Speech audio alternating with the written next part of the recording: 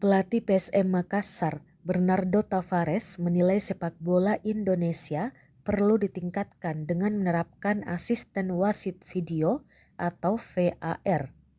Hal itu disampaikan usai timnya kalah dari Persija Jakarta pada pekan ke-20 Liga 1 2022-2023.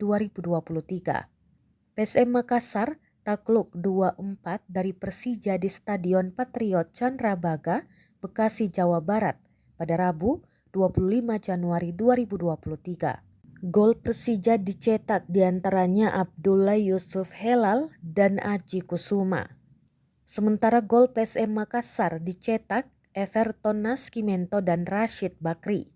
Tavares menduga 3 dari 4 gol Macan Kemayoran perlu ditinjau kembali melalui VAR. Tavares melihat gol pertama Persija di menit ke-21 kemungkinan offside. Kemudian proses gol kedua pemainnya, Yoran Fernandes, ditarik oleh pemain Persija, tapi wasit tidak melakukan apa-apa.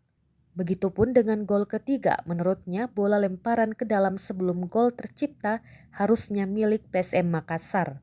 Namun justru diberi ke Persija.